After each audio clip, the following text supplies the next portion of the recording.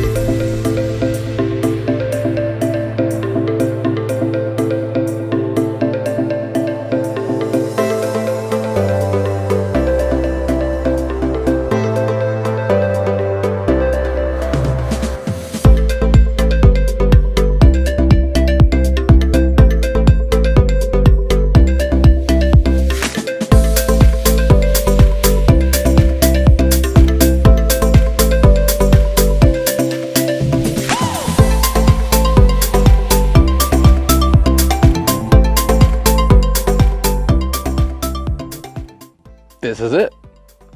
This is where the end of Zzyzx Road takes you. So what's here exactly? Welcome to the Desert Studies Center.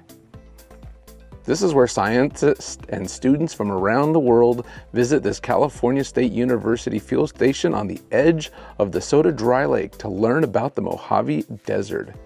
And maybe a lot of you have come here during high school or your university studies, because this is a very popular area for weekend study trips for a lot of schools to come out and study the desert environment. There's a lot of history here. There was a railroad that went through the Soda Dry Lake at one point in time. At one point in time, it was an actual lake, and it is absolutely huge.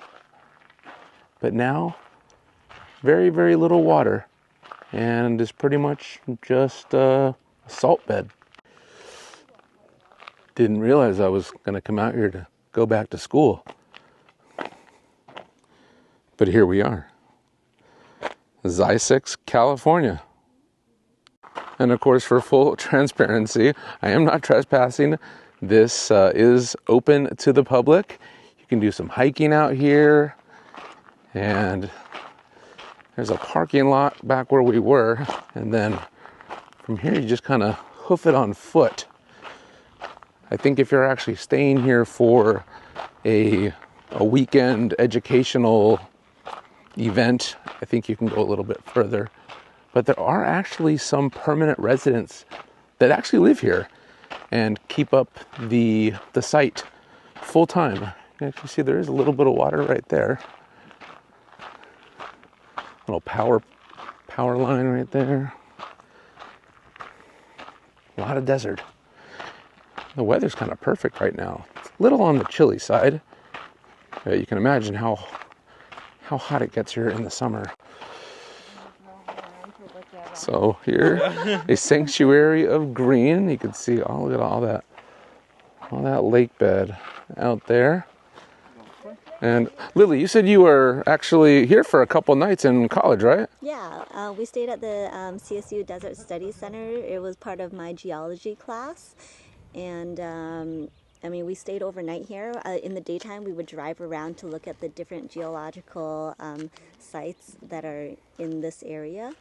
And it was really interesting. They have a couple of staff that live here. There's a professional chef. He makes great food. He made food for us in the evenings for dinner and breakfast. Did you see scorpions? They're really tiny. Oh, I don't Yeah. like scorpions. Yeah, and like the accommodations here, I mean, they're okay. We are in the middle of nowhere. Yeah. All right. A little bit of water here, and I wonder what that used to be. Maybe it was a little fountain at some point in time, a long time ago. And if you were to stay here, this is some of the rooms that you would be staying in.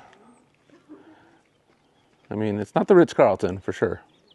You know, people come out here to study the desert landscape. This building right here is the cafeteria, where everybody comes for their meals. Warning, 24-hour video surveillance, but I am videoing as well. This looks like a boat, or at one point in time it was a boat. Oh yeah, look at that. That's pretty cool. Oh, interesting. I feel like we're doing like an episode of Abandoned, but it's not. People actually still live here. You can come and go on the trail.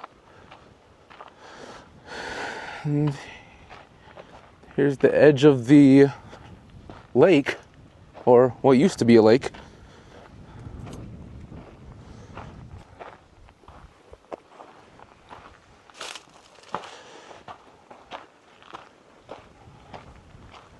With the sun right on the other side of that mountain.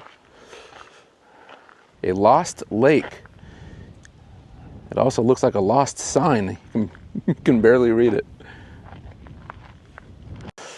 According to that sign, way back in the days, there used to be woolly mammoths here around this lake area. And come to find out, this fountain thingy here, I guess at one point in time, this used to be a desert hot springs resort. So I think this was a part of like the hot springs that would come from the earth. Interesting. Yeah, and here it confirms it. Back in the 1950s, this was a mineral hot springs and health resort. Interesting. Well, people would come here, enjoy the mineral springs. Wow, this dates back to the Indians, the railroad. So much history here.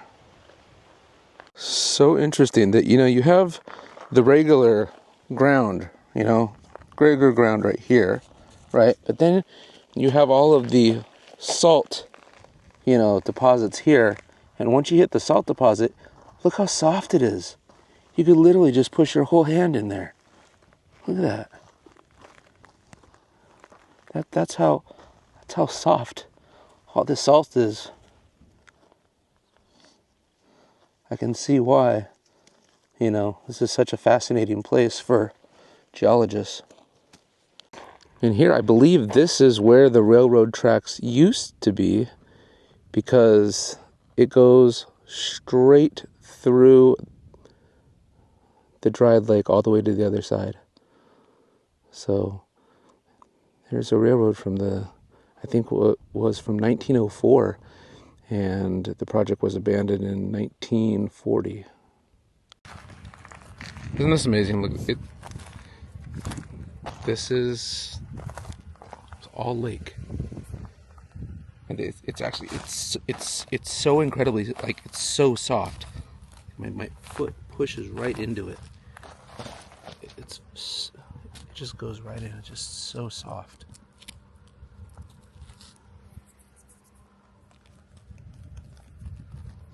The salt just bubbles up when there's water. It's so interesting. It's like a completely different landscape. Try to get a closer shot for you guys just to see.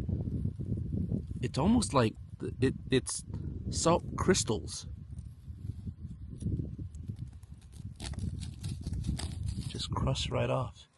You can see how salty it is. And like I said, it's so incredibly soft. You can pretty much push straight down.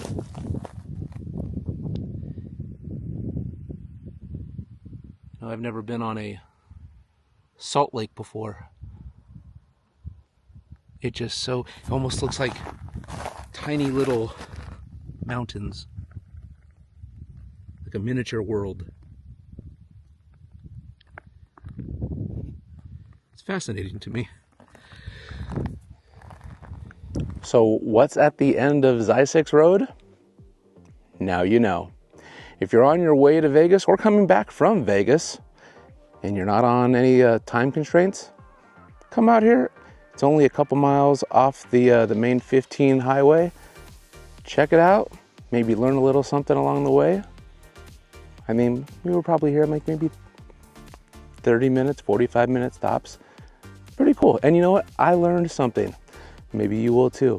Hey, do me a huge favor. If you like this video, give it a big thumbs up, subscribe to the channel, and click the bell notification icon so you don't miss any future uploads. I really enjoyed this video. I hope you did too. Take care of yourselves, and of course, each other. I'll see you on the next adventure. Bye.